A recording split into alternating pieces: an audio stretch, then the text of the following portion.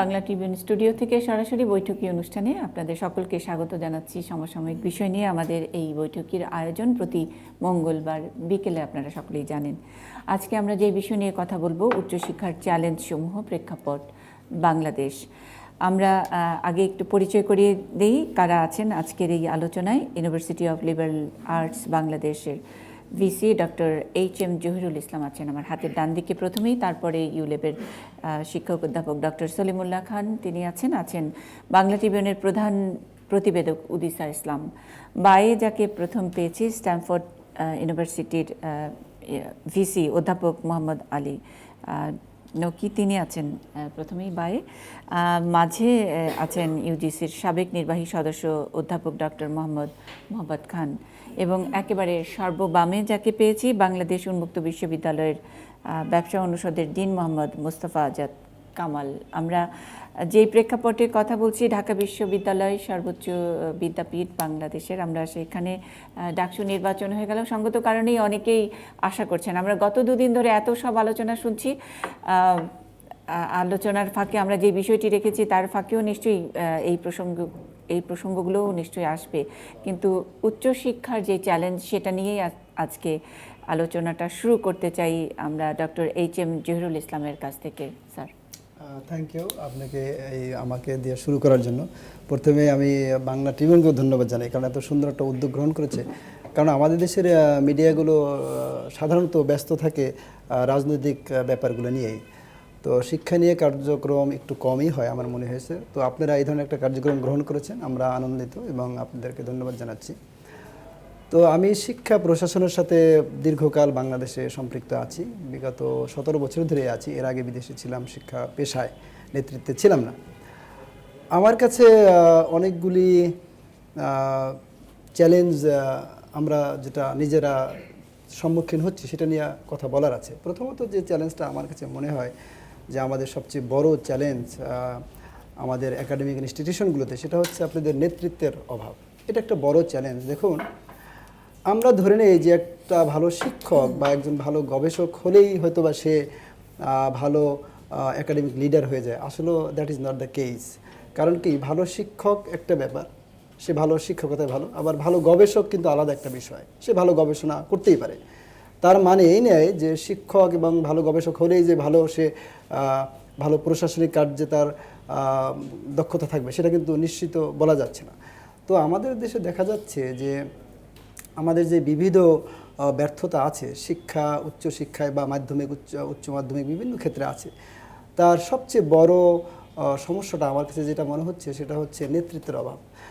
আমি একটা উদাহরণ দেই। আমাদের বিশ্ববিদ্যালয়ে তার মানে কি যে ভালো শিক্ষক ভালো গবেষকদেরকে আমরা নেতৃত্বে রেখেছি, সেই কারণে একটু ম্যানেজেরিয়াল দুর্বলতা লক্ষ্য করা যাচ্ছে? সেটাও না, অনেক সময় ভালো শিক্ষক ভালো গবেষক আবার ভালো প্রশাসনিক কর্মকর্তা হয়ে যায়। আমাদের এখানে সেরকম আমরা সমন্বয় ঘটাতে পারছি না, অথবা সেই ধরনের ভালো লিডার বেছে আনতে পারছি না। ধরেন হার্ভার্ড হয়েছে বিকজ অফ গুড লিডারশিপ। মানে উচ্চশিক্ষার চ্যালেঞ্জ বলতে প্রথমত আপনি এই নেতৃত্বের কথাই বলছেন, কোয়ালিটি সেগুলো পরের বিষয় আসছে। আমার কাছে তো আছেই, সেটা নিয়ে আমি কথা বলবো অবশ্যই। আমি মান নিয়ে কথা বলবো, জবাবদিহিতার অভাব আছে। আমাদের উপযুক্ত শিক্ষার্থী, আমরা যে ধরনের শিক্ষার্থী চাচ্ছি উচ্চশিক্ষা গ্রহণ করার মতো, সেটাও তো আমাদের দরকার। এই ধরনের বিবিধ চ্যালেঞ্জ নিয়ে আমি কথা বলতে চাই। তবে নেতৃত্বের অভাবটা বড় ধরনের অভাব। আমি আপনাকে একটা উদাহরণ দিই। আপনি হার্ভার্ডের ভাইস চ্যান্সেলরকে আজকে, আমি নাম বলবো না, বাংলাদেশের সুনামধন্য যে দুই একটা বিশ্ববিদ্যালয় আছে সেখানে এনে দেন এবং আপনি 2 বছর অপেক্ষা করেন, দেখেন আমাদের সেই বিশ্ববিদ্যালয়গুলোর চেহারা পরিবর্তন হয়ে যাবে বিকজ অফ দ্য লিডারশিপ। কারণ নেতৃত্ব এমন একটা জিনিস। আপনাকে আরেকটা উদাহরণ দেই, ঢাকা শহরের নেতৃত্ব চেঞ্জ করে দেন।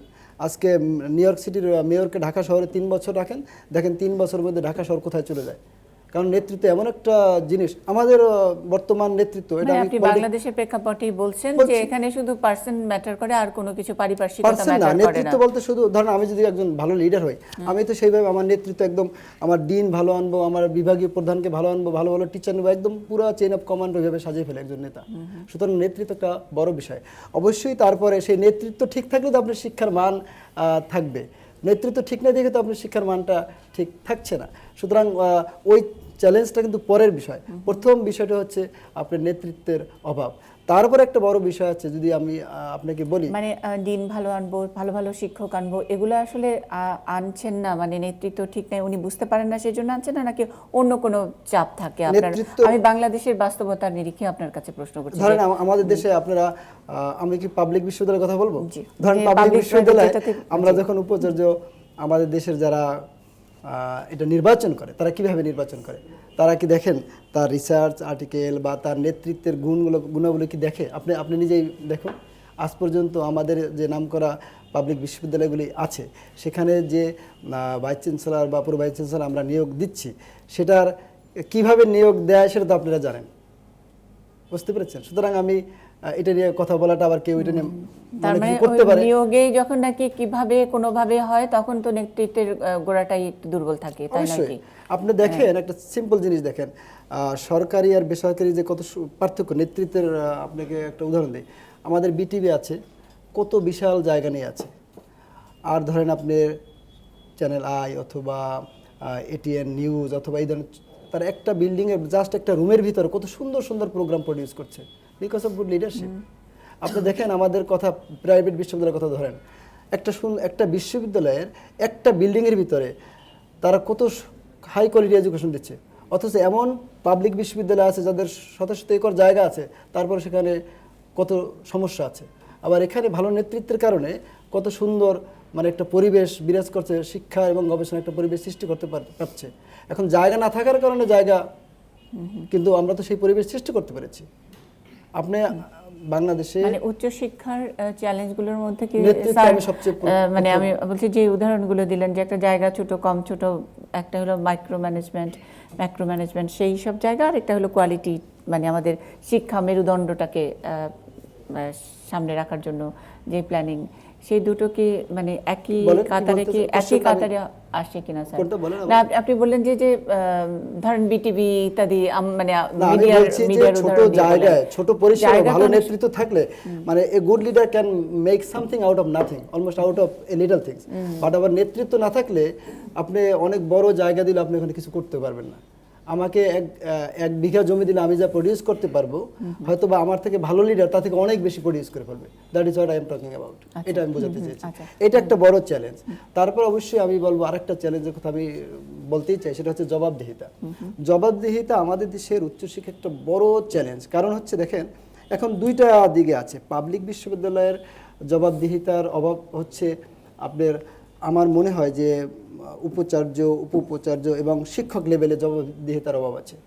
কিন্তু বেসরকারি বিশ্ববিদ্যালয়ের জবাবদিহিতা কিন্তু শিক্ষক লেভেলের জবাবদিহিতা ভালোভাবে আছে টু দ্য টপ ম্যানেজমেন্ট। সেখানে আবার ট্রাস্টি বোর্ডের যারা আছে সেখানকার জবাবদিহিতা নিশ্চিত করতে হবে টু দ্য মানে মিনিস্টার অফ এডুকেশন অথবা to the university grants commission. তো আমাদের জবাবদিহিতা এটা একটা বড় ধরনের মানে কি বলে চ্যালেঞ্জ, যেটা আমরা এই মুহূর্তে ফেস করছি। তো এই ধরনের বিবিধ মানে আমাদের চ্যালেঞ্জ যেটা আমরা মানে মোকাবেলা করছি, এই চ্যালেঞ্জগুলো যদি আমরা ভালোভাবে মোকাবেলা করতে পারি, তাহলে আমাদের উচ্চশিক্ষার অবশ্যই ভালো একটা পর্যায়ে যাওয়া সম্ভব। জি, আমরা আসবো আবার আপনার কাছে। একটু একেবারে ওই পারে যাই, বাংলাদেশ উন্মুক্ত বিশ্ববিদ্যালয়ের ব্যবসা অনুষদের ডিন মোহাম্মদ মুস্তফা আজাদ কামাল। যদি শুরু করি যে উচ্চশিক্ষা, মানে উচ্চশিক্ষা আমরা জানি যে গড়ে 9 থেকে 10 লাখ শিক্ষার্থী এইচএসসি করার পরে উচ্চশিক্ষার সুযোগের জন্য প্রতি বছর ঘোরাঘুরি করে, এবং এটাও একটা গড় হিসাব যে হয়তো আমরা তাদেরকে অনার্স মাস্টার্স এবং ভালো সরকারি বেসরকারি সব মিলে আমরা তাদেরকে সুযোগ দিতে পারি 80 থেকে 1 লাখের মতো সুযোগ দিতে পারি। আর প্রতি বছরই এরকম প্রায় 8-9 লাখ শিক্ষার্থী এদিক ওদিক করতে থাকে। মানে সেই ক্ষেত্রে এটা একটা এই অবস্থাটা, এটা কিন্তু আমাদের দিন দিন কমছে না। এটা কি আসলে ইউনিভার্সিটি কম, নাকি ব্যবস্থাপনার কোনো দুর্বলতা, নাকি প্ল্যানিংয়ের দুর্বলতা, নাকি কত মানে হরে ধরে পাশ করার একটা যে প্রবণতা তৈরি হয়েছে গত কয়েক বছর ধরে, আপনারা চিহ্নিত করেন কি দিয়ে? Thank you. আমার যেটা মনে হয় যে এই আমাদের হায়ার সেকেন্ডারি করার পর যারা বেরিয়ে আসছে তাদের জন্য তো নিঃসন্দেহে ইউনিভার্সিটিগুলোর যে ইনফ্রাস্ট্রাকচার এই পর্যন্ত আছে, পাবলিক প্রাইভেট সব মিলিয়ে অ্যাবজর্ব করার মতো ক্যাপাসিটি আমাদের এখন নাই। কিন্তু অল্টারনেটিভ তো আমাদের ভাবতে হবে। আর হায়ার এডুকেশনকে ইগনোর করারও উপায় নেই। অনেক সময় মনে করা হয় যে যারা বের হয়েছে তাদের সবাই হায়ার এডুকেশনে যাওয়ার দরকার নেই, কিন্তু আমার যেটুকু মনে হয় যে যদি আমি এখন সোসাইটির ট্রেন্ড চিন্তা করি, ফর এক্সাম্পল যদি আমি ডিজিটাইজেশনের কথা চিন্তা করি, সরকার অনেক উদ্যোগ নিয়েছে, এখন আমরা ডিজিটাল যুগে অনেকটা পদার্পণ করছি, গ্লোবাল পার্সপেক্টিভ হোক, ন্যাশনাল পার্সপেক্টিভ হোক। এখানে যদি এই ডিজিটাল এই মোবিলাইজেশনের বেনিফিটগুলো আমাদেরকে নিতে হয়, আমরা আসলে ওই প্রাইমারি এডুকেশন এনশিওর করলেই সব কিছু হবে না। কারণ একটা প্রাইমারি এডুকেশন বা প্রাইমারি স্কুল কমপ্লিট করে 5 ইয়ার্স স্কুলিংয়ের পরে তার পক্ষে সম্ভব না। তো হায়ার এডুকেশন থেকে আমাদের যেতেই হবে। এবং ইকোনমি যখন ইমার্জ করছে, দেখেন আপনার জব নেচারগুলো যেগুলো আসছে, সেগুলো কিন্তু আপনার যদি আগের মতো যে ট্রেডিশনাল শিক্ষা ব্যবস্থার মাধ্যমে সেই এই জবগুলোকে মানে অ্যাড্রেস করা সম্ভব না। সুতরাং হায়ার এডুকেশনের উপরে এমফেসিস আমাদেরকে দিতেই হবে। এখন বিষয় হলো কীভাবে, যদি ইনফ্রাস্ট্রাকচার না থাকে সেখানে টেকনোলজির বেস্ট ইউজ করে সেটা করা যেতে পারে। কিন্তু আমার যেটুকু মনে হয় যে একটা তো আছেই আমাদের এই সিট লিমিটেশন বা ওই স্কোপ আছেই, কিন্তু সবচেয়ে বড় প্রবলেম তো আসলে আমরা এই স্টুডেন্ট যারা ইভেন ইউনিভার্সিটিতে আসছে তারা কি পেয়ে বেরোচ্ছে। আমরা কি চিন্তা করছি যে এই স্টুডেন্ট তো বের হবে 4 বছর পরে গিয়ে মার্কেটে সে ফেস করবে কি? তাহলে পৃথিবী তো দ্রুত চেঞ্জ হয়ে যাচ্ছে। এখন ধরেন আর্টিফিশিয়াল মানে আমরা বাকি 9 লাখের কথা বাদই দিলাম, যে 80,000 বা 1 লাখ ভর্তি হচ্ছে তারা কি নিয়ে বের হচ্ছে। শিক্ষা ব্যবস্থাটা তো মেমোরাইজেশন ভিত্তিক, মানে মুখস্থ ভিত্তিক। তাহলে আমি যদি তাকে ডিপ লার্নার না বানাতে পারি, আমি বলছি ডিপ থিঙ্কিং এর জায়গাটা যদি এনশিওর না করতে পারি, তাহলে সে কিভাবে আগামী 4 বছর পরের পৃথিবীতে সে এই চ্যালেঞ্জগুলো ফেস করবে? তো সুতরাং আমি তাকে বের করে দিচ্ছি, এটা তো আরেকটা বার্ডেন করে দিচ্ছি আমি সোসাইটির জন্য। তার মানে উচ্চশিক্ষার কোয়ালিটিও একটা বিরাট একটা ইস্যু। আমি আবারও আসবো আপনার কাছে, আমি অধ্যাপক সলিমুল্লাহ খান, কোয়ালিটির প্রসঙ্গে। এটাই তো আসল চ্যালেঞ্জ আমাদের আর কি, যদি আপনি চ্যালেঞ্জের কথাই বলেন। আমাদের পৃথিবীর সবচেয়ে নামকরা শিক্ষকদের একজন হচ্ছে সক্রেটিস। তো উনি বলেছিলেন, শুধু এইটা নয়, উনি বললেন যে আমি তো কিছু জানি না, এই কথাটা বিখ্যাত। মানে হচ্ছে তিনি শুধু অজ্ঞতাই প্রকাশ করেননি, আরও একটা বড় কথা বলেছিলেন যে কাউকে শেখানো অসম্ভব, টিচিং ইজ ইম্পসিবল। এবং অনেক দিন পরে, 2000 বছর পরে, প্রায় 2500 বছরের মাথায় ফ্রয়েড বলেছিলেন পৃথিবীতে 3টা জিনিস অসম্ভব, বলে to teach, to heal and to govern. আমি এতে তার কথার ইংরেজি অনুবাদে বলি যে তাহলে এত চ্যালেঞ্জটা কোথা থেকে আসে? যারা আমাদের পুরনো কথা আমরা জানি, সুশিক্ষিত লোক মাত্রই স্বশিক্ষিত। তাহলে আমরা সমাজ কি করে? আমরা শিক্ষার পরিবেশটা দেই, মানুষ নিজে নিজেই শেখে, কিন্তু শেখার জন্য সেই পরিবেশটা আমরা দিতে পারছি কিনা। প্রথম আলোচনা হলো পরিমাণগত। আমরা তো একদিকে সবিরোধী কথা বলি। একটা কথা হচ্ছে কি, প্রায় সময় মুখস্থ বলি আমরা, শিক্ষা একটি অধিকার। তো অধিকার হলে কার অধিকার, কতটুকু শিক্ষা অধিকার, আপনাদের সংজ্ঞা দিতে হবে। ক্লাস 5ম শ্রেণী পর্যন্ত পড়া অধিকার, না 10ম শ্রেণী পর্যন্ত পড়া অধিকার, না উচ্চশিক্ষা অধিকার? উচ্চশিক্ষা অধিকার জাতিসংঘের যে সার্বজনীন মানবাধিকারের ঘোষণা, সেখানে স্বীকার করেনি। উচ্চশিক্ষা হচ্ছে বিশেষ লোকের জন্যে, তাদের মধ্যে মেধার সাথে যুক্ত আছে। কিন্তু মধ্যম শিক্ষা যেটা আমরা বলি, যেটা ওদের হিসাবে প্রাথমিক শিক্ষা, বুনিয়াদী শিক্ষা, সেটার অধিকার সবাইকে দিতে হবে। কখন? পৃথিবী এখন যে পর্যন্ত বিকশিত হয়েছে তার মাপে। চিরকাল একরকম অধিকার থাকে না। এখন আসলে বাংলাদেশের ক্ষেত্রে আমরা একটা বলি, বাংলাদেশটা একটা কি মধ্যম আয়ের দেশ, দরিদ্র বলে তো ভুল হবে, কাজে আমি সুন্দর বললাম। তো এরকম মধ্যম আয়ের দেশে কতটুকু অধিকার প্রসারিত হবে? মার্কিন দেশের মতো হবে? আমরা তো সকলেই চাই যে আমাদের ছেলেমেয়েরা সর্বোচ্চ শিক্ষা লাভ করুক। এখন সর্বোচ্চ শিক্ষার গুণগত মান বলার আগে আমাদের বলা উচিত উচ্চশিক্ষা কাকে বলে এবং কত প্রকার। যে জিনিসটাকে আমরা বলি কারিগরি শিক্ষা, আমরা যেগুলি বলছি এখানে একটা সংজ্ঞার প্রশ্ন আছে। আমরা যে শিক্ষা দিচ্ছি, বুকে হাত দিয়ে বলতে পারি না যে এটা উচ্চশিক্ষা। আসলে আমরা কারিগরি শিক্ষা দিচ্ছি। যেমন ধরেন আমরা যে MBBS ডিগ্রি দেই, এটা কি উচ্চশিক্ষা না কারিগরি শিক্ষা? আমরা যে বুয়েটে ডিগ্রি দেই, এগুলি কারিগরি শিক্ষা সবগুলি। এইকে উচ্চশিক্ষা বলে না। উচ্চশিক্ষা হচ্ছে এর পরে শুরু হয়। আমি যদি সবিনয়ে নিবেদন করি, আমাদের দেশে কোনো উচ্চশিক্ষা নাই প্রাতিষ্ঠানিকভাবে। আমরা যারা আছি, আমরা কাজে ঢোকার জন্য যে শিক্ষা দিচ্ছি, এটা হচ্ছে কারিগরি শিক্ষা, অর্থাৎ আমরা বলি না প্রফেশনাল এডুকেশন। এখন কতটা যে নিরাবেগভাবে একটা নাম দিয়েছে বাংলাদেশ ইউনিভার্সিটি অফ প্রফেশনালস। সত্য কথা, অর্থাৎ ব্যবসা শিক্ষা। আমরা যে একটা ব্যবসা করে যেন যুক্ত করে খেতে, আপনিও কথায় বললেন মোস্তফা আজাদ কামাল সাহেব, যে বাজারে গিয়ে শিখবে। বাজার শব্দটা আমাদের লেখার মধ্যে প্রবেশ করেছে। বাজার যেমন খায়, আপনি তেমন লেখাপড়া দিচ্ছেন। আমাদের শিক্ষা তো ব্যবসা প্রশাসন শিক্ষা। আমি এটা খারাপ বলছি না। আমাদের কারিগরি শিক্ষা, প্রকৌশল শিক্ষা, ডাক্তারি শিক্ষা, আইন শিক্ষা, এগুলো সব কারিগরি শিক্ষা। উচ্চশিক্ষা জিনিসটাকে বলে যেটা নির্মোহ শিক্ষা, বাজারের সাথে সম্পর্ক থাকতে হবে কথা নেই, কিন্তু দেশের সাথে জাতির সাথে সম্পর্ক। শিক্ষার 3টা স্তর বলবেন। আমি নিজে শিক্ষিত হই আমার নিজের আনন্দের জন্যে। সক্রেটিস সাহেব কেন ঘুরে ঘুরে বেড়াতেন? সেটা তার নিজের আনন্দের জন্য। কিন্তু এটার সাথে আমার পরিবারেরও একটা বলে গৌরব বৃদ্ধি পায়। আমাদের যেটাকে সোশ্যাল মোবিলিটি বলে, আমাদের চাষাবুষার ছেলেরা যখন রাষ্ট্রপতি হচ্ছে, কিসের ভিত্তিতে? লেখাপড়ার ভিত্তিতে। আমি 3rd ডিভিশন পেতে পারি, কিন্তু আমি তো বিএ পাশ করেছি। সেই জন্য বলছি এটাকে মোবিলিটি বলে। আমরা বাঙালি মুসলমানরা 100 বছর আগে কোথায় ছিল ঢাকা বিশ্ববিদ্যালয় প্রতিষ্ঠার সময়, এখন কোথায় এসেছেন? এর মধ্যে একটা প্রধান মাধ্যম ব্যবসা বাণিজ্য ছিল না, একটা প্রধান মাধ্যম ছিল লেখাপড়া। তারা সকলে সরকারি চাকরি চাইতো, তারপরে কেউ ব্যবসা বাণিজ্য করেছে। এখন তৃতীয়টাই বলি, এটা হলো জাতি বলে একটা জিনিস আছে, অনেকে এটা স্বীকার করতে চান না এই পৃথিবীতে। জাতি, দেশ, রাষ্ট্র, সমাজ বলে ব্যাপার আছে। আমি তো শুধুমাত্র আমার সম্পত্তি নই, আমার দেশেরও সম্পত্তি। এই জন্য আমার শিক্ষার পেছনে দেশ টাকা খরচ করে, কিন্তু দেশের এই টাকা দিয়ে শিক্ষিত হয়ে আমি সম্পূর্ণ বিদেশে চলে যাই।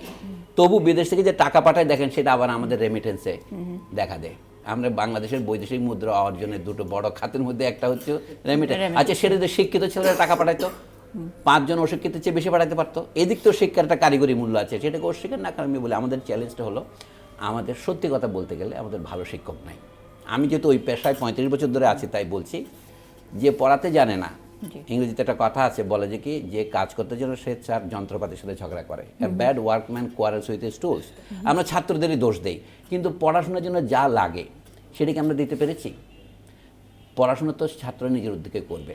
আমাদের দেশে কোন ইউনিভার্সিটির কথা বাদ দেন, ঢাকা কি একটু পাবলিক লাইব্রেরি আছে?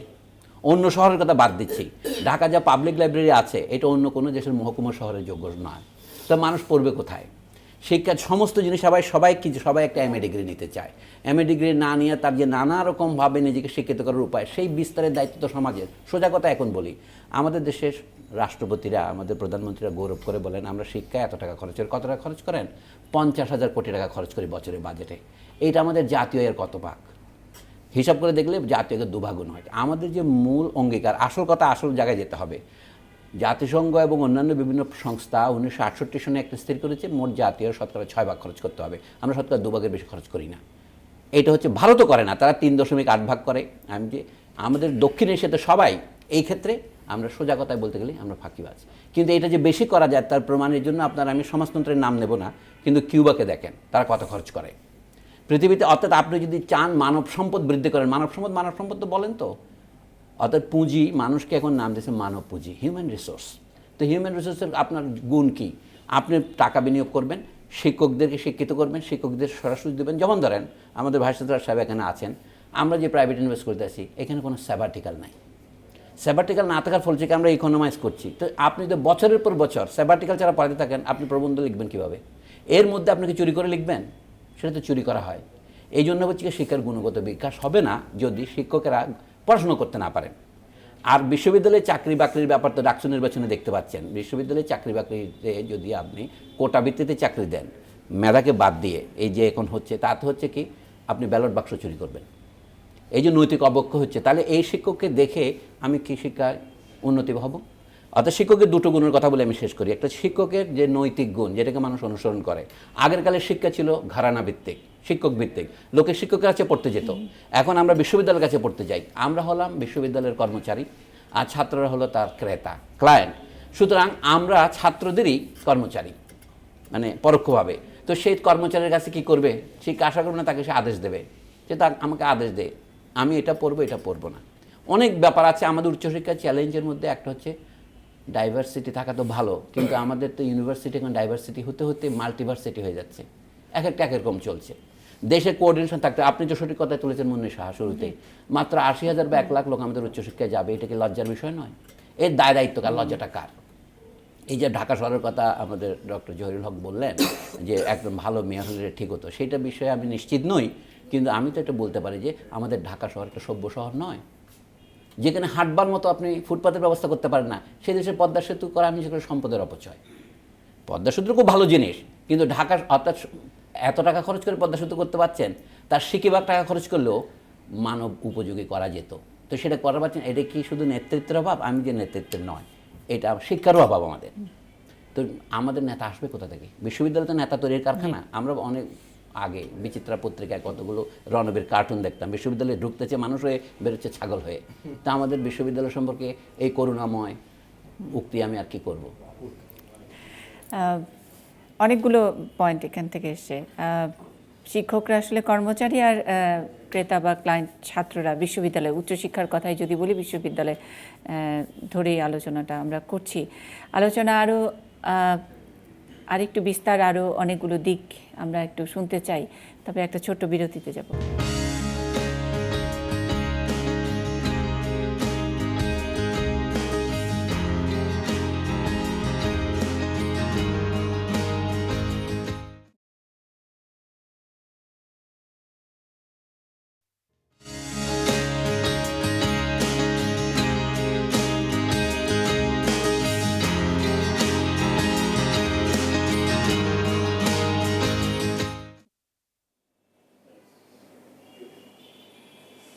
বাংলা টিভিএন স্টুডিও থেকে সরাসরি বৈঠকি অনুষ্ঠানে আবারও স্বাগত। আমাদের আজকের বিষয়ে উচ্চশিক্ষার চ্যালেঞ্জসমূহ, প্রেক্ষাপট বাংলাদেশ আমরা আলোচনা শুনছিলাম এতক্ষণ ধরে। এই মুহূর্তে টিভি সেটের সামনে এসে যারা বসেছেন তাদের জন্য আরও একবার পরিচয় করিয়ে দিচ্ছি বৈঠকি অনুষ্ঠানে যারা আছেন। আমাদের সঙ্গে আছেন ডক্টর এইচ.এম. জহিরুল ইসলাম, তিনি ইউনিভার্সিটি অফ লিবারাল আর্টস ইউল্যাবের ভাইস চ্যান্সেলর। তার পরপরই ডান দিকে মাঝে বসে আছেন অধ্যাপক সলিমুল্লাহ খান, তিনি ইউল্যাবের শিক্ষক, এবং একেবারে সর্বডানে উদিসা ইসলাম, বাংলা ট্রিবিউনের প্রধান প্রতিবেদক। বায়ে প্রথমে আমরা যাকে পেয়েছি স্ট্যামফোর্ড ইউনিভার্সিটির ভিসি অধ্যাপক মোহাম্মদ আলী নকিকে, তিনি আছেন আমাদের সঙ্গে, কথা বলবেন এখনই। আর মাঝে বসে আছেন আমাদের সঙ্গে ডক্টর মোহাম্মদ খান, তিনি ইউজিসির সাবেক নির্বাহী সদস্য, দীর্ঘদিন দায়িত্ব পালন করেছেন, এবং একেবারে সর্ববামী বাংলাদেশ উন্মুক্ত বিশ্ববিদ্যালয়ের ব্যবসা অনুষদের ডিন অধ্যাপক মোহাম্মদ মুস্তাফা আজাদ কামাল। আমরা একটু যেতে চাই ইউজিসির সাবেক নির্বাহী সদস্য অধ্যাপক ডক্টর মোহাম্মদ খানের কাছে। এতক্ষণ ধরে আমরা অনেকগুলো বিষয় নিয়ে কথা শুনেছি, অনেকগুলো পয়েন্ট এসেছে ঘুরে ফিরে, কিন্তু ইউজিসির দায়িত্বটাও অনেক সময় মাথায় আসে যে আপনারা যখন দায়িত্বে ছিলেন কি কি করেছেন, বা এখন যারা দায়িত্বে আছেন তারাও কি এগুলো দেখভাল করছেন কিনা। ধন্যবাদ আপনাকে। একটা জিনিস হয়তো বুঝতে হবে, সেটা বাংলাদেশের প্রসঙ্গে খুবই প্রাসঙ্গিক।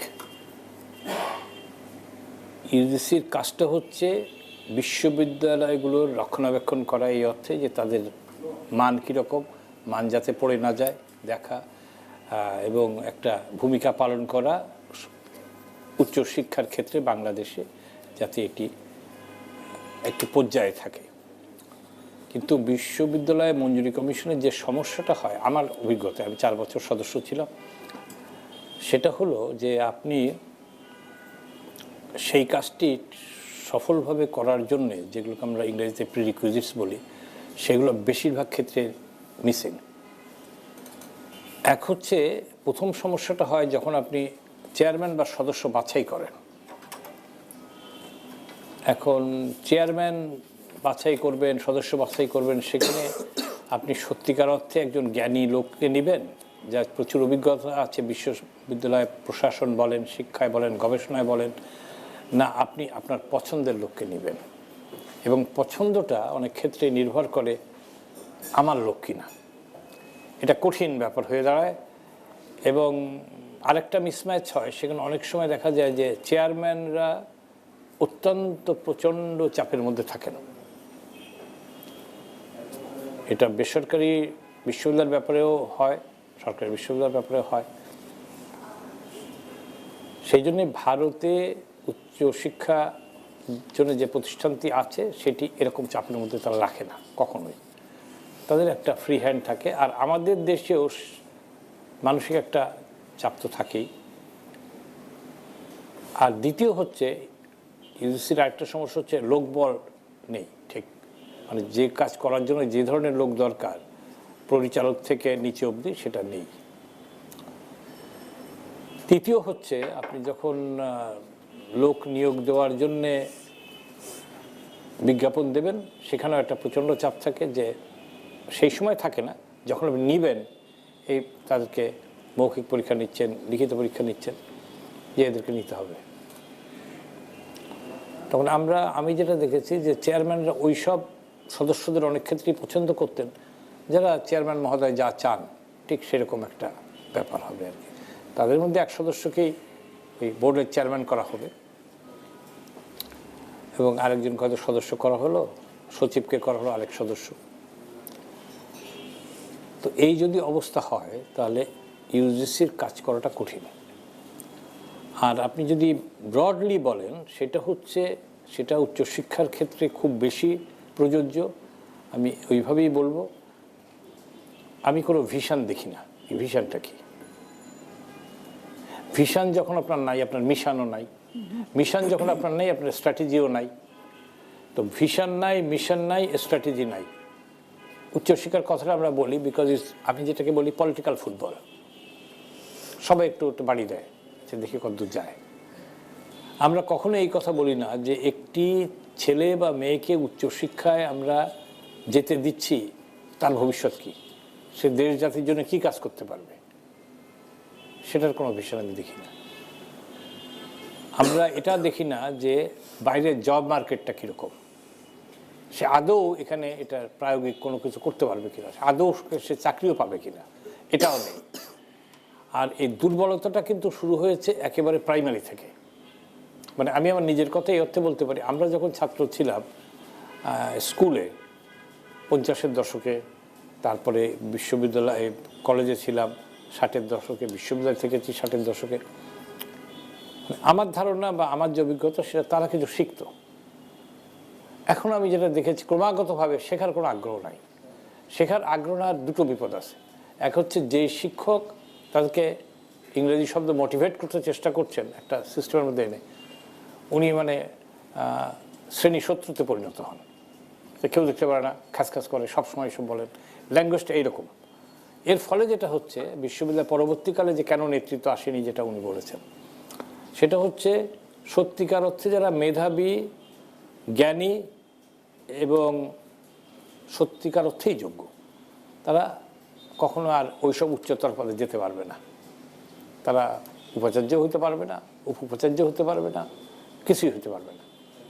এবং এই হতে না পারার কারণটা হচ্ছে যে তাকে দেবে কেন, সে তো সকল চালাইতে পারবে না। এখন চালাতে পারলে যে আপনি এখানে সবার সঙ্গে মিলেমিশে কাজ করেন, তাহলে আপনি কাজ করতে পারবেন না। আমার শ্রদ্ধেয় শিক্ষক ছিলেন প্রফেসর মুজাফফর আহমদ চৌধুরী, আমি অত্যন্ত শ্রদ্ধা করতাম, আমাকে স্নেহ করতাম। তো স্যার বলতেন, আপনি করেই বলতেন, বলে give me 10 competent person, I will change Bangladesh. 10 জন মাত্র, 10 জন স্যারের মাত্র বাংলাদেশে পাওয়া যায় নাই। অ্যাটলিস্ট ওই সময় 72, 73, 74 পাওয়াই যায় না। আমি মাত্র বাইরে চলে যাই পড়তে। তো এখন এখান থেকে আমার যেটা হয়েছে সেটা হচ্ছে ওই সব কথাগুলো বলে খুব লাভ হবে না। লিডারশিপ, কোয়ালিটি, তারপরে অন্যান্য দেশে কি হচ্ছে, জাতিসংঘ পরিসংখ্যান কি বলছে, আমরা মধ্যম আয়ের না নিম্ন আয়ের, মানে আমরা তো রাস্তায় বেরোলেই অবস্থা বুঝতে পারি যে অবস্থাটা আসলে কি। হাঁটা যায় না, ফুটপাত নাই, চলা যায় না, বেরোতে পারে না কোনো দিক দিয়ে, আটকে গেল।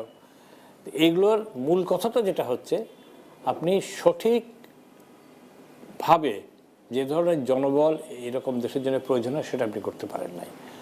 আরেকটা হচ্ছে কথাই মনে করি, এটা খুব ব্লান্টলি আমি বলতে চাই, উচ্চশিক্ষা সবার জন্য না। উচ্চশিক্ষা হবে ফর দ্য মেরিটোরিয়াস ফিউ। এটা আপনি গ্রিক আমলেই দেখেন, যে আমলেই দেখেন, এটি সবসময় ছিল। জনতা কোনো সময় উচ্চশিক্ষায় যায়নি। আমি আমেরিকাতেও দেখিনি, অন্যান্য দেশেও দেখিনি যে সবাই যাচ্ছে। যার যে মেধা অনুযায়ী পাবে। তার মানে এই না, আমি বলবো না যে তাদেরকে স্কলারশিপ দেওয়া হবে না, সবই দেওয়া হবে। এটা নির্ভর করবে না এর উপরে যে আমার বাবার আয় কত, আমার মেধা আছে কিনা। মেধা হলে আমি পড়তে পারবো, মেধা নেই পড়তে পারবো না।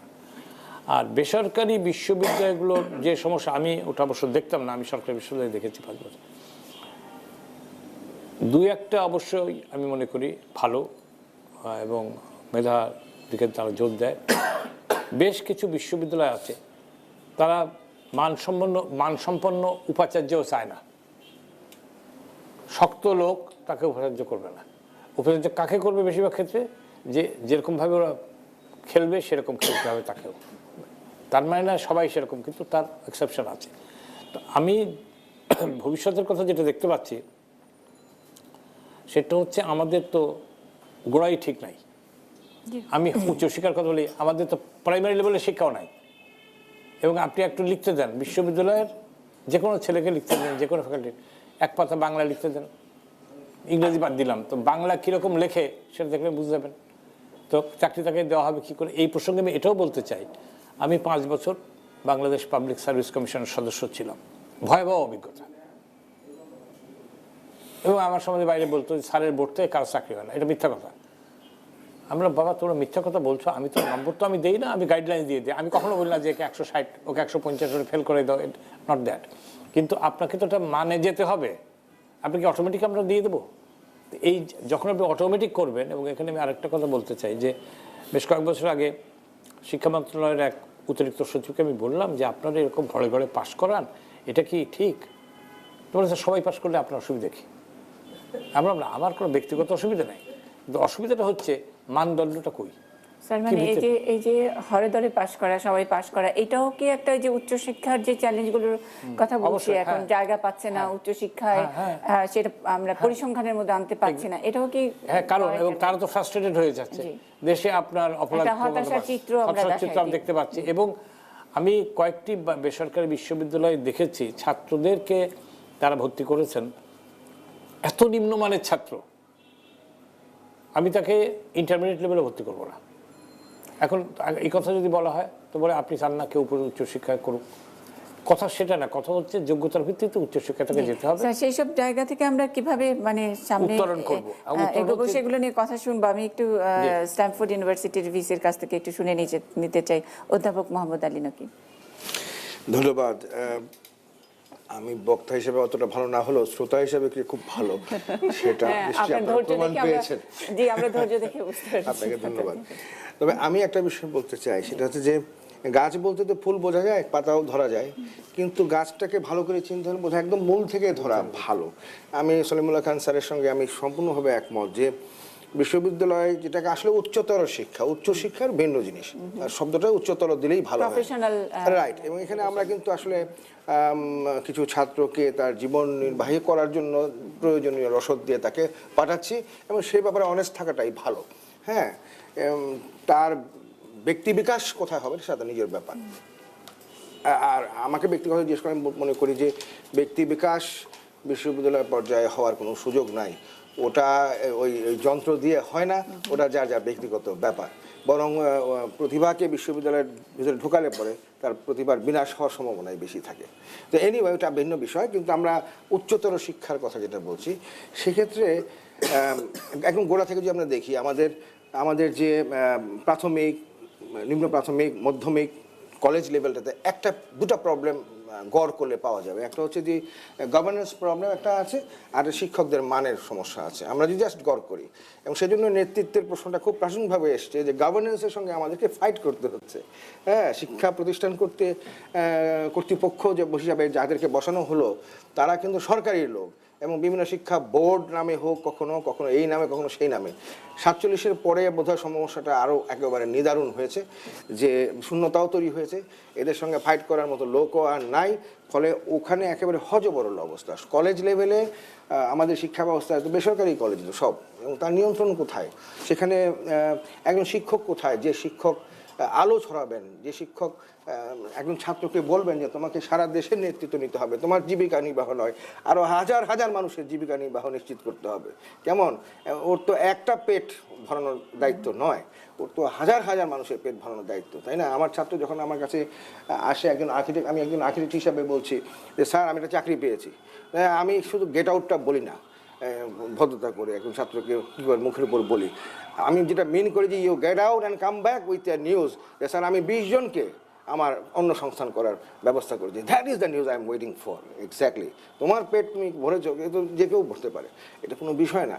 তো উচ্চতর শিক্ষায় অন্তত আমি মনে করি এই জায়গাটায় যাওয়ার জন্য ওই গভর্নেন্সের সমস্যা বলেন আর আপনি শিক্ষকের মানের সমস্যা বলেন, আসলে বর্তমান অবস্থাটা কি স্যার, এটা মনে হয় আমাদের একটু, আমি এটার উপরে জোর দিব বেশি। কারণ নেগেটিভ কথা বলা যায়, নেগেটিভ বলে কী লাভ, নেগেটিভ কথা শুনে আমি বা কী লাভ? আমি বলছি যে বর্তমান অবস্থাটা কিন্তু অতখানি হতাশাব্যঞ্জক নাও হতে পারে। আমি আপনাদের কিছু তথ্য দিই, জাস্ট শুধু তথ্য দিচ্ছি। সেটা হচ্ছে যে ইউনাইটেড নেশনসের 2015 থেকে 30 পর্যন্ত যে সাস্টেনেবল ডেভেলপমেন্ট গোল SDG, সেখানে কোয়ালিটি এডুকেশনকে তারা একটা অত্যন্ত গুরুত্বপূর্ণ জায়গা দিয়েছে। অ্যাকচুয়ালি 17টা পয়েন্টের ভিতরে চতুর্থ পয়েন্ট হচ্ছে এটা, কোয়ালিটি এডুকেশন। এখন আমার কথা হচ্ছে কোয়ালিটি এডুকেশনের ক্ষেত্রে আমাদের অবস্থানটা কোথায়। আপনারা শুনে খুব খুশি হবেন সম্ভবত, সেটা হচ্ছে এই যে একাপের আন্ডারে একটা আমাদের প্রজেক্ট চলছে, গত 2-3-4 বছর ধরে চলছে, প্রায় 740 কোটি টাকা। টাকাটা আমি উল্লেখ করছি শুধু বোঝার জন্য, এখানে কিন্তু অলরেডি খরচ হয়ে গেছে already. And what is the project? The project is institutional quality assurance sell তৈরি করা হয়েছে, IQAC, এবং সেটা বিশ্ববিদ্যালয়ের পর্যায়ে প্রতিটা বিশ্ববিদ্যালয়ে একটা করে এখন IQAC আছে। এটা প্রথমে কিন্তু ওয়ার্ল্ড ব্যাংকের সফট লোন থেকে নেওয়া হয়েছে, অর্থাৎ যেটাকে আমরা ডোনেশন বলি বা সেমি ডোনেশন, কিন্তু বর্তমানে এটা বিশ্ববিদ্যালয় বেসরকারি এবং সরকারি তারা কিন্তু নিজস্ব ফান্ডে চালাতে বাধ্য। খেয়াল করুন বাজেট লোকেশনের ক্ষেত্রে স্যার যেটা বলেছেন, আমাদের বাজেট দেখলে তো বোঝা যায় শিক্ষার ব্যাপারে আমাদের আগ্রহ কতটুকু, তাই না? তো এখানে কিন্তু এবার ওই ব্রিটিশদের চা খাওয়ানোর মতোই, ব্রিটিশদের বুদ্ধি তো, কিছুক্ষণ চা খাইয়ে তারপরে এবার ধরিয়ে দিয়েছে নিজে খাও, এটাও তারা এই কাজটা করেছে। হ্যাঁ, আমাদের সাথে ভদ্রভাবে বললেই হতো, ব্রিটিশদের মতো আচরণ আর কত আমরা সহ্য করবো এখান থেকে বসে বসে, বাট করেছে। তারপরেও যে ওরা অর্ধেক ফান্ড দিয়েছে, অর্ধেক ফান্ড বিশ্ববিদ্যালয়কে দিতে হয়েছে, গত 3 বছর ধরে এটা চালিয়েছে। আমি জাস্ট স্ট্যামফোর্ডের কথা বলি, আমার নিজের স্ট্যামফোর্ডের কথা বলি, গত 3 বছরে আমরা প্রায় 3 কোটি টাকা আমাদেরকে এই বিষয়ে খরচ করতে হয়েছে। কি বিষয়ে? চেয়ার টেবিল বা শিক্ষকদের বেতন এসব নয়। These are all the expenses were all behind seminar, symposium, workshop for quality teaching. For example, একজন ছাত্রকে কিভাবে আমি ডিল করব, যদি একজন ছাত্রকে কী করে কাউন্সেলিং করব, how to give him some mission and vision. Believe me or not, আমি স্ট্যামফোর্ডের জন্য বলছি না, 76 ইউনিভার্সিটিস রাইট নাও, আমাদের সরকারি এবং বেসরকারি বিশ্ববিদ্যালয়, তারা প্রত্যেকে মিশন এবং ভিশন ঠিক করে একটা রিপোর্ট আকারে জমা দিয়েছে, স্যাক রিপোর্ট, ইয়েস। এবং সেই রিপোর্টটা জমা হয়ে গেছে, সবার জমা হয়ে গেছে, এবং সেই রিপোর্ট অনুযায়ী PSAIP, এগুলো ওয়ার্ল্ড ব্যাংকের বিভিন্ন নাম থাকে, আমার মনেও থাকে না, লিখিয়ে নিয়েছি, সেজন্য post self assessment improvement plan, আগামী 5 বছরের জন্য তাদের একটা প্ল্যান আছে। প্ল্যানের পয়েন্টগুলো আমি বলছি, আপনি এতক্ষণ আমরা যে আলোচনা করছি সবগুলো পাবেন। গভর্নেন্স হচ্ছে 1 নম্বর। নাম্বার 2 হচ্ছে আউটকাম বেস, অর্থাৎ একটা ছাত্রকে যে আমি পড়াচ্ছি, আগে যেটা পড়ানো হতো সেটা হচ্ছে যে আমার কাছে যা বই আছে, now this is the book, this is the food I have, now you have to eat it. এটা তোমার হজম হবে কি না, এটা কাজে লাগবে, দ্যাট ডাজন্ট ম্যাটার, আমার জ্ঞান অনুযায়ী তোমাকে পড়তে হচ্ছে। But now we have to do what different thing, outcome based curriculum develop করতে হচ্ছে, যেখানে কিন্তু আমাকে ফিল্ড থেকে, ইন্ডাস্ট্রি থেকে লোক নিয়ে আসতে হচ্ছে, অ্যালামনাইজ থেকে ছাত্রদের নিয়ে আসতে, বাধ্যতামূলক, এখানে কোনো চয়েস নাই। প্লাস অভিভাবক থেকে প্রতিনিধি আনতে হচ্ছে, এমনকি আমার যে বিশ্ববিদ্যালয়ের যে স্টাফ যারা আছে, নন একাডেমিক স্টাফ, তাদেরও অভিজ্ঞতা নিতে হচ্ছে, এবং সেখানে ফর্ম আছে, সেই ফর্ম অনুযায়ী থেকে এটা পূরণ করতে হচ্ছে, করে তাদের যে টোটাল অভিজ্ঞতা থেকে আমাকে কারিকুলামটা এখন ঠিক করতে হচ্ছে। এটা ভালো সাইড আছে, খারাপ সাইডও আছে, আই নো, আই আন্ডারস্ট্যান্ড।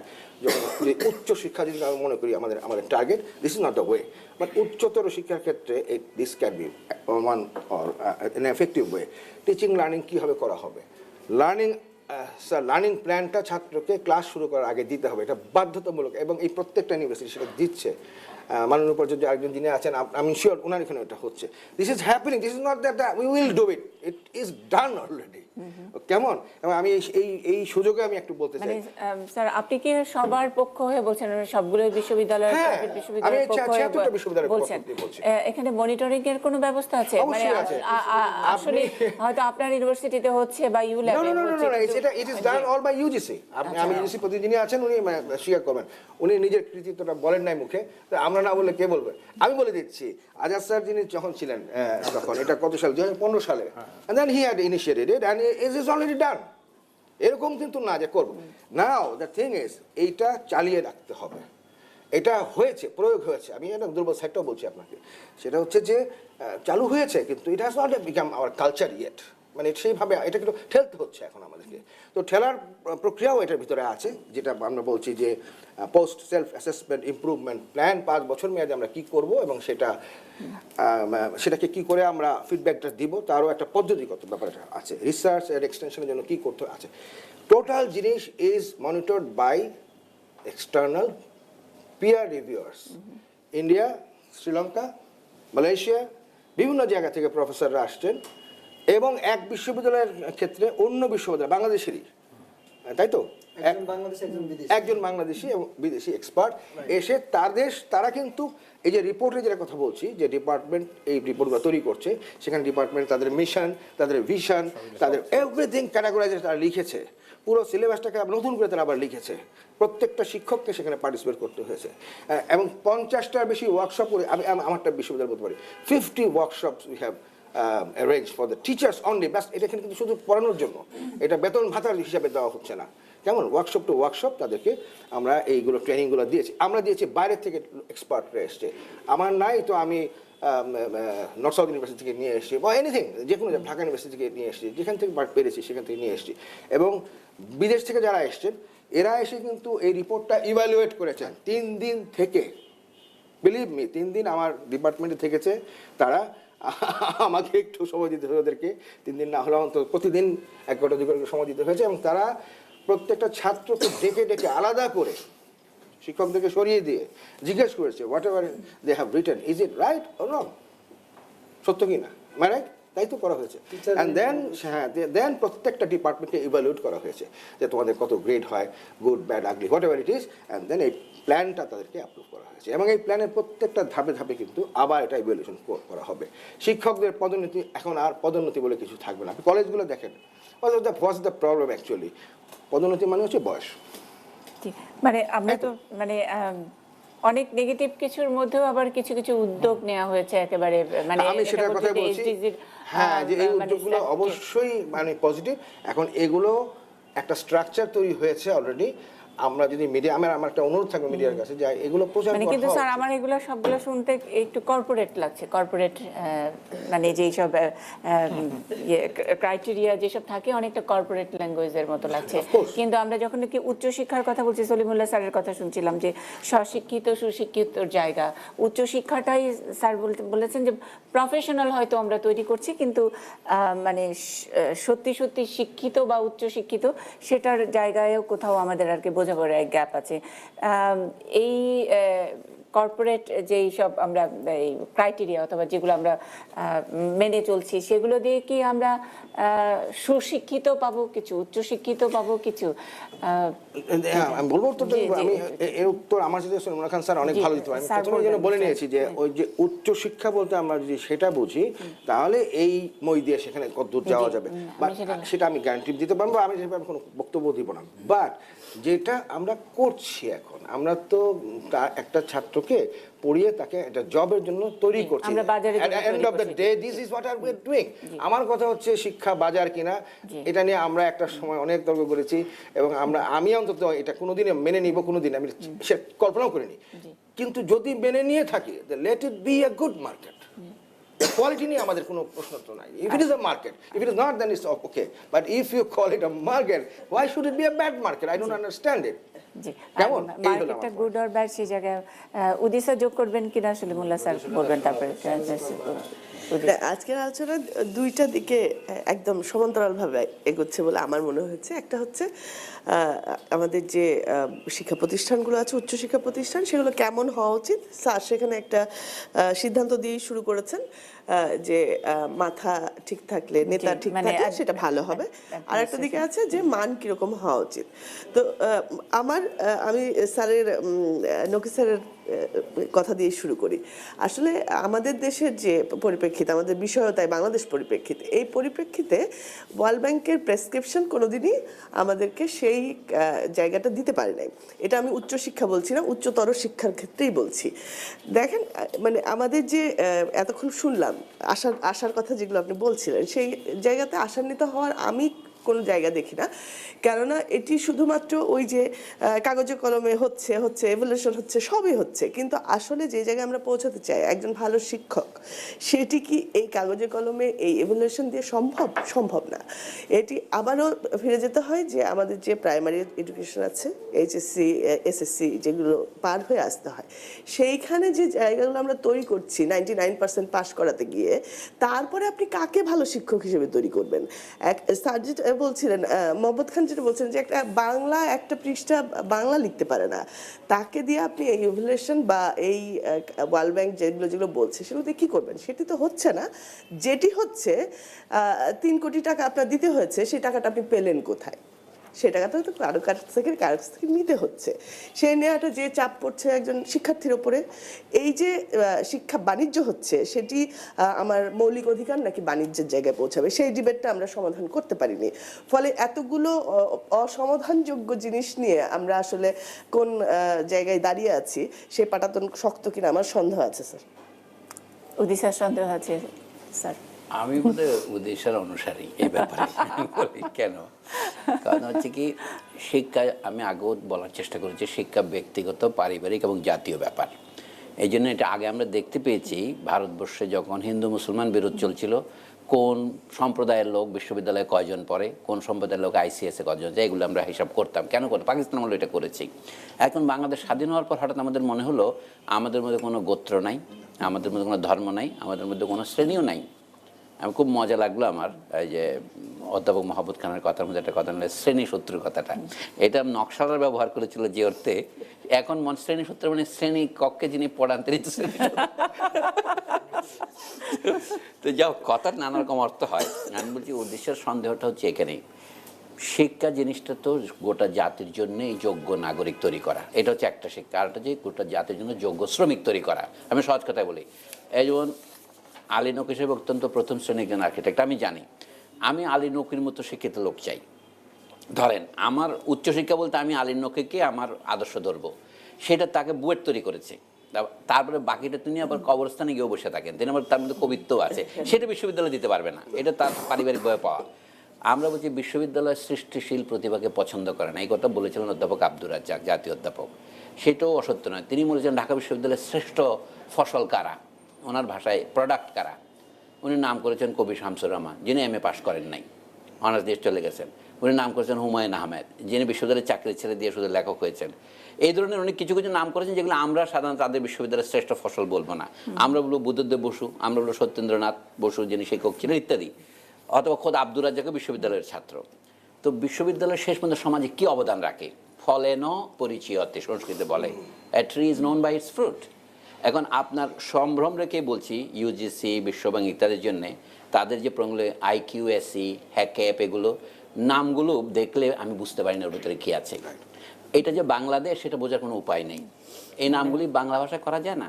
কোনো জাতির নিজের ভাষার সাথে সম্পর্কিত করে বিদ্যা প্রদান না করলে সেই বিদ্যার ফসল মাটিতে পড়ে না, ফলে সেখানে গজায় না। এই জিনিসটা আমরা এখন বুঝে উঠতে পেরেছি। কিন্তু আমরা মনে করি ইংরেজিতে পড়লেই আমাদের শিক্ষার মান বাড়বে, হয়তো বাড়বে। এটা হচ্ছে এই শিক্ষা তখনও পর্যন্ত অনুকরণ ভিত্তিক শিক্ষা, অনুকরণ ভিত্তিক শিক্ষা। যখন নিজের মাটিতে এটা গজাবে, অর্থাৎ এখানে আবার ফসল ফলবে, তখনই এটা আপনার করে আপনি পাবেন। সেটা প্রমাণ কি আপনার সাহিত্যে আপনি পাবেন। সাহিত্য বলতে আমি শুধু কবিতার উপন্যাস বলছি না, সাহিত্য মানে আপনার ভাষায়। আপনি ধরেন জনপ্রশাসন বিষয়ক বই বাংলা হবে না কেন, আপনার স্থাপত্যবিদ্যা সম্পর্কে বই বাংলা হবে না কেন, ভাস্কর্য হবে না কেন, সেটা হতে সময় লাগবে। আমি জানি 2 বছরে হবে না। আমরা মাত্র 100 বছর পেরিয়ে যখন পেছনে দেখি, অধ্যাপক আব্দুর রাজ্জাক বলছেন 1921 থেকে 1947 পর্যন্ত ঢাকা বিশ্ববিদ্যালয়ে এত ছাত্র বের হয়েছে, একজনও ইন্ডিয়ান সিভিল সার্ভিসে ঢুকতে পারেনি। কেন পারেনি? বিশ্ববিদ্যালয়ের মান তখন তিনি ভালো বলছেন না, হয়তো অন্য কোনো ডিসক্রিমিনেশনে থাকতে পারে, 2-1জন হয়তো পরে লোয়ার সিভিল সার্ভিসে ঢুকেছে। তারপরে পাকিস্তানের আমলে অনেকেই ঢুকেছেন। আমাদের যে আবুল মাল আব্দুল মুহিত সাহেবরা, তারা কিন্তু ঢাকা বিশ্ববিদ্যালয়ের প্রোডাক্ট। 1952-51-তে ওরা পাশ করেছেন, তারপরে তারা পাকিস্তানে গিয়ে সিভিল সার্ভিসে, সুপিরিয়র সার্ভিসে ভালো করেছেন। এখন বাংলাদেশ হওয়ার পরে এরকম কিছু ভালো ছাত্র আছে আমাদের। আমি সেইটাকে বলছি আপাতত কার্যকরী উচ্চশিক্ষা, আপনার উচ্চতর শিক্ষা। কিন্তু বিশ্ববিদ্যালয়ের কাছে আমরা আরও আশা করি, সেটাই বিপদটা, বেশি আশা। বিশ্ববিদ্যালয় জাতির নেতৃত্ব দেবে, সে তার নাগরিক শিক্ষা তৈরি করবে, শুধু শ্রমিক তৈরি করবে কেন? বিশ্ববিদ্যালয় যে বাজার, যেটা আমি না বললেও বাজার। আমরা কথায় কথায় বলি কি, আমি অমুক বিশ্ববিদ্যালয়ের প্রোডাক্ট। প্রোডাক্ট মানে কি? কমোডিটি তো, তাই না? আমরা কথায় কথায় বলি। অর্থাৎ বিশ্ববিদ্যালয় আমাকে তৈরি করেছে বাজারের জন্য, আমার বেচা কেনাটা বাজারে হবে গাবতলের হাটের গরুর মতোই। অর্থাৎ লোকে মনে করে আপনি কত বেতন পান, তার মানে কি আপনার দাম কত, আপনার কল্লার দাম কত, আপনি 25 বছর পর মাস্টারি করে 35 বছর পরে আপনি অবসর নেবেন, তারপরে আপনি কত টাকা পেনশন পাবেন ইত্যাদি চিন্তা করে সেইগুলি আমি বাদ রাখছি। আমরা এখন বিশ্ববিদ্যালয়ের গবেষণা বলতে যেটা বুঝি, বিশ্ববিদ্যালয়ের শিক্ষকদের লেখা কি? আপনি ইউজিসি করছেন, এতটা হ্যাকেপ প্রজেক্ট করছেন, হ্যাকেপ থেকে কয়টা প্রবন্ধ বেরিয়েছে ইংরেজি বা বাংলায় যেটা পাঠযোগ্য? আপনি আমাকে মুখস্থ বলতে পারবেন? বিশ্ববিদ্যালয়ের পত্রিকা দেখলে আমার তো লজ্জা করে। ঢাকা বিশ্ববিদ্যালয়ের পত্রিকার কথাই বলছি। এগুলি কি লেখাছাপা? সিরাজুল ইসলাম চৌধুরী সাহেব সর্বজন শ্রদ্ধেয়, উনি যে পত্রিকা বছরের পর বছর সম্পাদনা করে গেছেন, আমি 10-12 বছর পড়েছি ঢাকা বিশ্ববিদ্যালয়ের পত্রিকা, তার ইংরেজি বাংলা। তার মধ্যে পাঠযোগ্য প্রবন্ধ কালে বদলে 3 বছর একটা পাওয়া যায়। এখন আপনি বলছেন এটা তো সাবজেক্টিভ কথা, আমার মূল্যের সাথে আপনি একমত না হইতে পারেন, আমি একজন সাক্ষী হিসেবে বলছি। প্রথমে ছাত্র, তারপর আমি 3 বছর ঢাকা বিশ্ববিদ্যালয়ের সিনেটের সদস্য ছিলাম, আমি ছাত্র রাজনীতিগুলো তৎপর ছিলাম, শিক্ষকদের সাথে মেলামেশা করেছি, দেখি যে বিশ্ববিদ্যালয়ের গবেষণাটা হচ্ছে না যেটা হওয়া উচিত। ধরুন বিশ্ববিদ্যালয়ের শিক্ষকদের বই ধরুন সিরাজুল ইসলাম চৌধুরীর বই, সিরাজুল চৌধুরী নিজেই বলে তিনি moral imagination of Joseph Conrad তার পিএইচডি থিসিস বইকারের বইছেন, কয়টা রেফারেন্স দিয়েছে লোকে, আপনি স্বীকার করতে হবে। কিপলিং অ্যান্ড ইন্ডিয়া বই লিখেছেন সৈয়দ সাজ্জাদ হোসেন, তার বই ঢাকা বিশ্ববিদ্যালয়ের এখান থেকে বেরিয়েছিল, অত বিদেশ থেকে বেরিয়েছে, কজনের রেফারেন্স দিয়েছে। আমরা ঢাকা বিশ্ববিদ্যালয়ে যাদেরকে দিগ্গজ পণ্ডিত মনে করি, অন্য জায়গায় তারা লেকচারার হওয়ারও যোগ্য না। আপনাকে সেই সমস্ত মোকাবেলা করতে হবে আপনার প্রকাশ। কিন্তু এখন আমাদের পাশের দেশ ইন্ডিয়া থেকে, ভারতবর্ষ থেকে অমর্ত্য সেন শুধু নোবেল পুরস্কার পান নাই, তথাকথিত নোবেল পুরস্কার হলেও তিনি ভারতরত্ন উপাধি পেয়েছেন। তো কথা হচ্ছে আমাদের পণ্ডিতদের মধ্যে আসল পরীক্ষাটা হবে হ্যাকেপে নয়, আইকিউএসিতে নয়। এগুলি পড়াশোনার জন্য, এগুলি আমি মুনের সাথে একমত। এগুলির মধ্যে একটা কর্পোরেশনের, উনি গন্ধ বলতে পারেন, আমি সুগন্ধ বলবো, এটা কর্পোরেশনের সুগন্ধ পাওয়া যায়। কিন্তু আমাদের দরকার সমাজের সাথে সম্পর্ক কি, যে জায়গাতে আমরা ক্ষতিগ্রস্ত হচ্ছি। অবাক লাগে, বাংলা একাডেমির মেলায় বছরে মাত্র 5000 বাংলা ইংরেজি মিলিয়ে বই বের হয়। জাতি তো আমাদের 16 কোটি লোকের। আমি সবিনয়ে অধ্যাপক মোহাম্মদ খান সাথে দ্বিমত করতে চাই যে উচ্চশিক্ষা সবার জন্য নয়, সেটা একমত আমি, কিন্তু শিক্ষা তো সবার জন্য হতে হবে। হ্যাঁ, শিক্ষা সবার জন্য হবে 2 দিক থেকে, পরিমাণের জন্য না, গুণের দিক থেকেও। আপনি শিক্ষা বলতে শুধু 5ম শ্রেণী পর্যন্ত পড়াবেন। আমাদের নতুন যে শিক্ষানীতি বলে যেটা একটা ভান হয়েছিল 2010-এ, সেইটা বলছিল ক্লাস 8 বা 8ম শ্রেণী পর্যন্তকে আমরা শিক্ষানীতির অন্তর্ভুক্ত করব। সেই কথা তো কুদরতে খুদা শিক্ষা কমিশনও বলেছিলেন। কিন্তু এইটা পৃথিবীর কোন দেশে আছে? যা সভ্য দেশ বলে গণ্য, যাদেরকে আমরা অনুকরণ করি, তাদের সবচেয়ে কাছে 12 বর্ষ বিদ্যা অভ্যাস শেষে গুরুগৃহে থেকে প্রত্যাবর্তন, মানে আমাদের ইন্টারমিডিয়েট এইচএসসি, এইটাই হচ্ছে সবচেয়ে মাধ্যম। আমি সংজ্ঞার ক্ষেত্রে যখন ফাঁকিবাজি করি জাতিগতভাবে, তাহলে আমি কি আশা করব?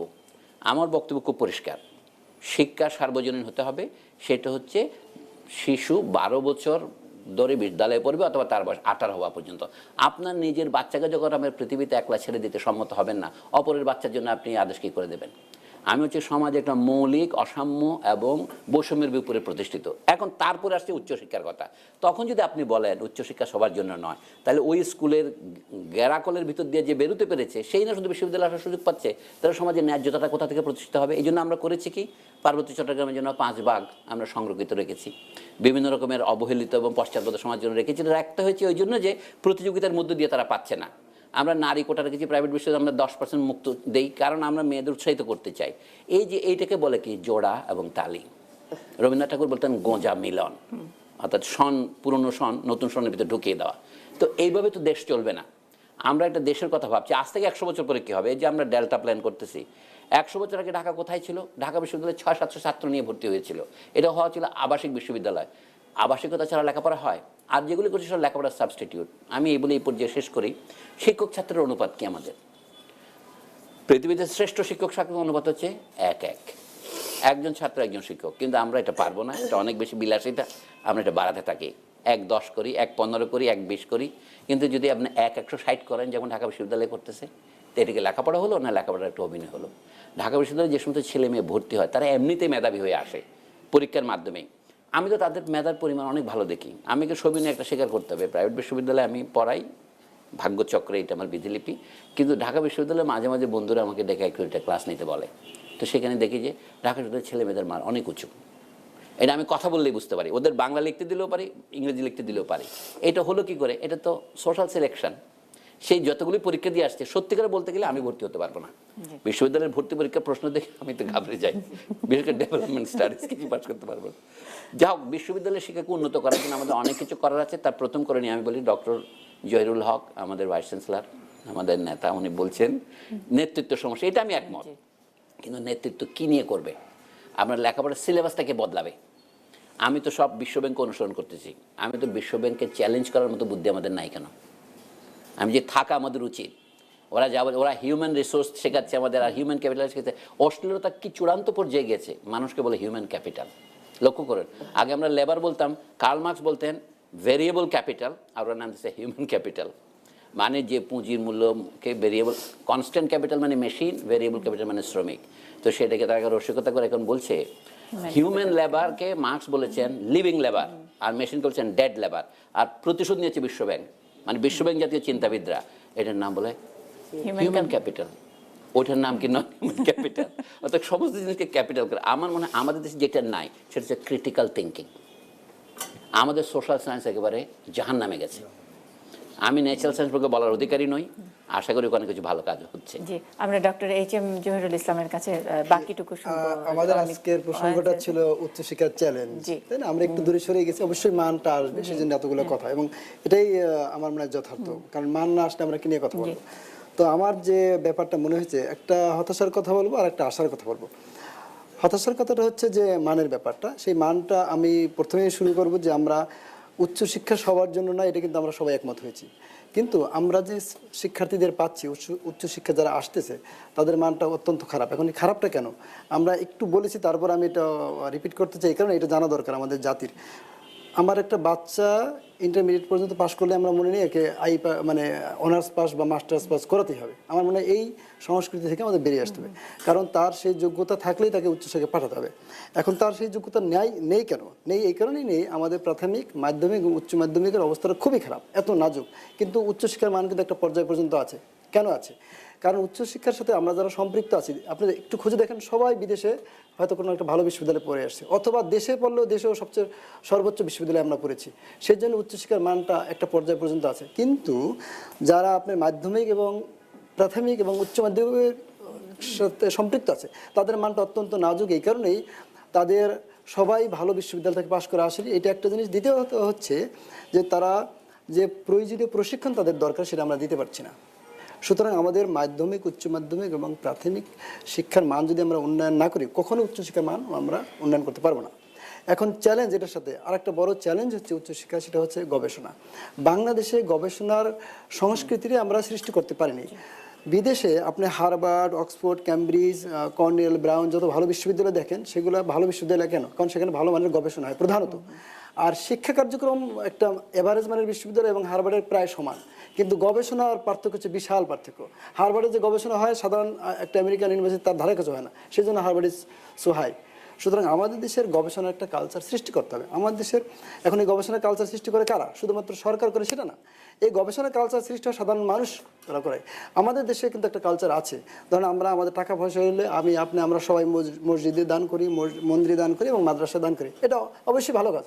কিন্তু সাথে সাথে আমাদের যে শিক্ষা প্রতিষ্ঠান দিতে হবে, এই মানসিকতা আমাদের থাকতে হবে, কারণ ওই টাকাটা দিলে আমরা গবেষণা করতে পারবো, টাকা না হলে গবেষণা করবো কোত্থেকে?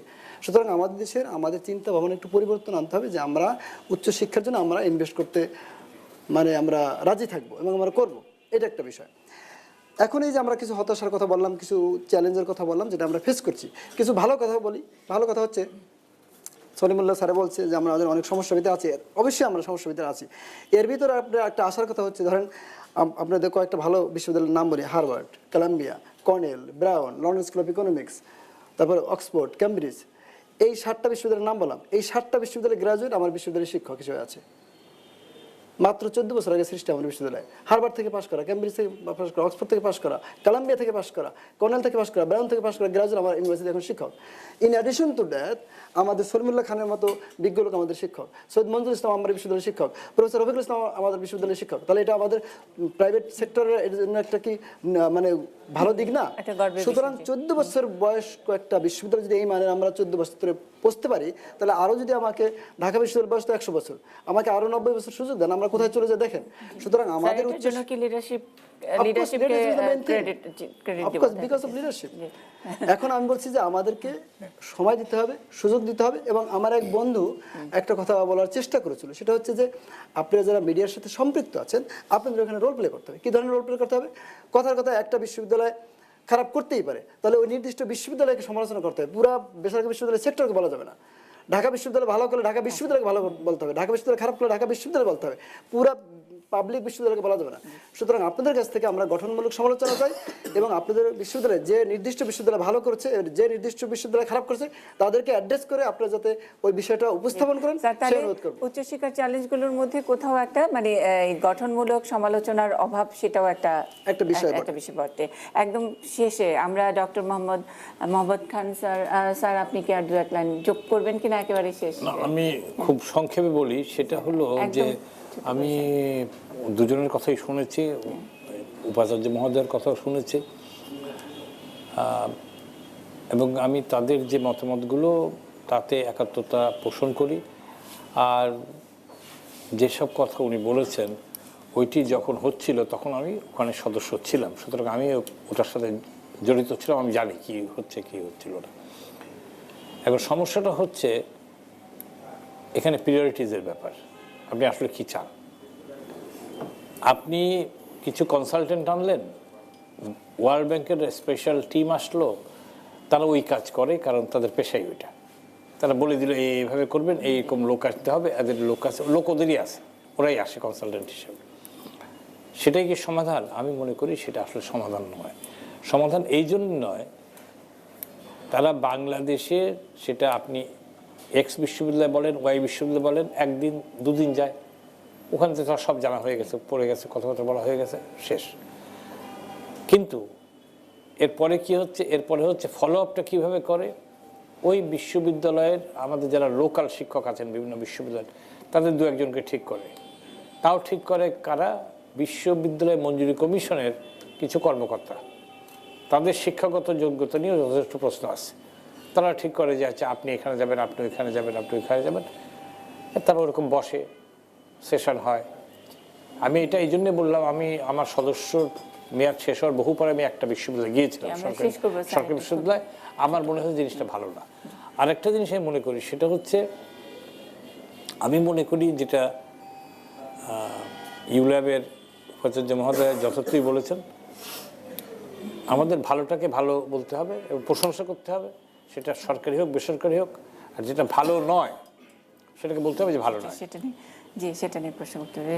শেষ এক লাইনে আমি একটু সুযোগ দিতে চাই অধ্যাপক মুস্তাফা আজাদ কামালকে, এক লাইন এবং শেষে আসলে আমরা যাই বলি, আমাদের একটা আইডিয়াল সিচুয়েশন আছে, আমরা যদি ওয়ার্ল্ড পার্সপেক্টিভ থেকে চিন্তা করি, কিন্তু আমি তো আমার কনটেক্সটকে বিবেচনা করতে হবে।